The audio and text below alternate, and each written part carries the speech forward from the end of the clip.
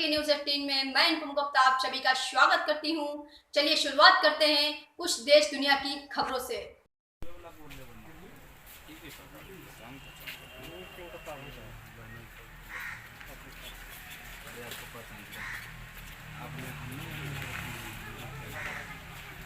अवधेश कुमार उर्फ अवधेश पोद्दार किस पद से और किस पंचायत से चुनाव लड़ रहे हैं? भागलपुर जिला परिषद निर्वाचन क्षेत्र संख्या 28 निर्वाचन क्षेत्र है। ये पीरपैती का दक्षिणी भाग।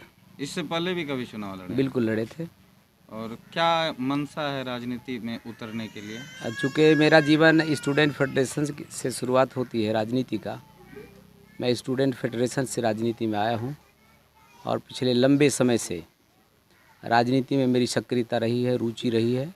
मैंने पीरपैती में कई बार जनता की समस्याओं पर आंदोलनरत रहा हूं और इस आधार पर हमने अपने क्षेत्र से चुनाव लड़ने का फैसला लिया है कि आप छात्र यूनियन से बता रहे हैं जैसा, तो छात्रों के लिए आज तक आपने कौन सा ऐसा काम किया?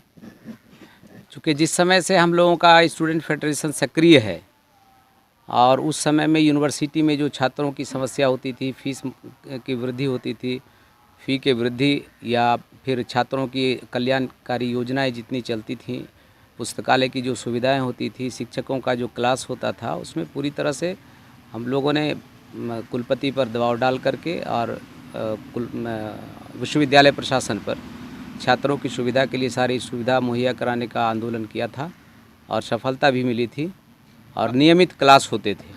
अभी आपके क्षेत्र का सबसे बड़ा मुद्दा यही है कि युवा सब काफ़ी बेरोजगार है। बिल्कुल बेरोजगारी है और यहाँ शिक्षा की स्थिति काफ़ी अच्छी बदतर है, है बदतर और है। सबसे ज़्यादा लोग देख रहे हैं यहाँ डिग्री कॉलेज की व्यवस्था नहीं है। अगर आप इस बार जीतते हैं तो खास करके युवाओं के लिए क्या सौगात लेकर बिल्कुल, सबसे पहले तो सरकार की जितनी योजनाएं हैं उसमें ज़्यादा से ज़्यादा भागीदारी नौजवानों की हो, नौजवानों के लिए इस क्षेत्र में उद्योग स्थापित हो।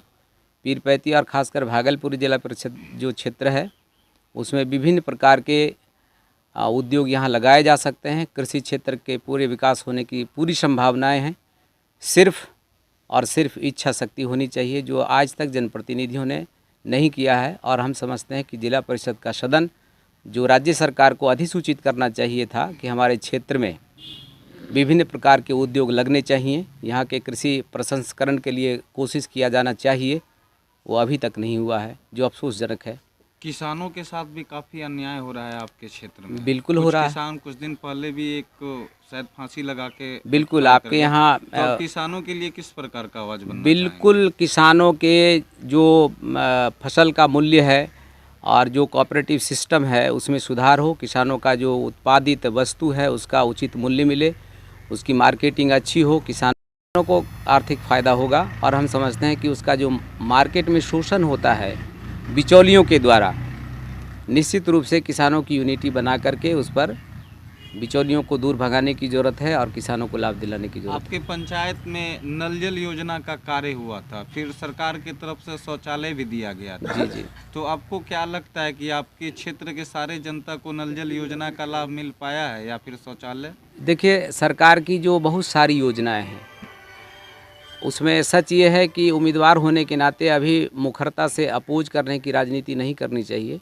वो पूरी तरह से हम समझते हैं कि ये सारी योजनाएं, चाहे मनरेगा हो, चाहे जल नल योजनाएं हो, ये सारी योजनाओं को पूरी तरह से हम सफल नहीं कह सकते।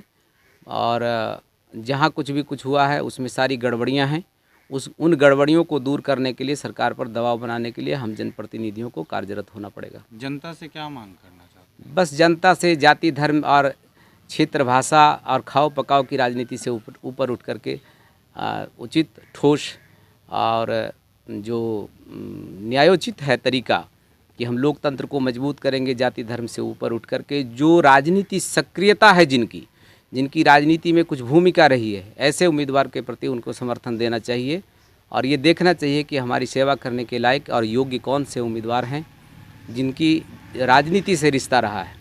आपको चुनाव चिन्ह क्या मिला? मेरा चुनाव चिन्ह क्रमांक 1 पर चक्की छाप है, जिसे क्षेत्रीय भाषा में जांता भी कहते हैं। गांव घर में पुराने ज़माने में महिलाएं लोग उसका इस्तेमाल ज़्यादा करती थीं, अभी तो नया दौर है, इसलिए पुराने ज़माने को याद करने के लिए मुझको निर्वाचन आयोग ने चक्की छाप उर्फ जांता छाप दे दिया 1 नंबर पर। और एक नंबर के उम्मीदवार को दिया है। जिससे आपकी पुरानी संस्कृति और सभ्यता जुड़ी रहे। बिल्कुल, उससे स्वास्थ्य जुड़ा हुआ है, संस्कृति सभ्यता तो है ही, स्वास्थ्य भी जुड़ा हुआ है कि एक्सरसाइज महिलाओं का घटा, शुगर रोग बढ़ी है। और जांता के आटा का जो इस्तेमाल लोगों को करना चाहिए था, तो आज के दौर में जो केमिकल का इस्तेमाल हो रहा है फसल के उत्पादन में, जिसका बुरा असर स्वास्थ्य पर पड़ा है, तो ये जांता उसके स्वास्थ्य को ठीक करेगा और हम समझते हैं कि बुराई को पीस करके ये गर्दा उड़ा देगा। सबसे पहले खबरें देखने के लिए हमारे चैनल को सब्सक्राइब करें और लाइक करें।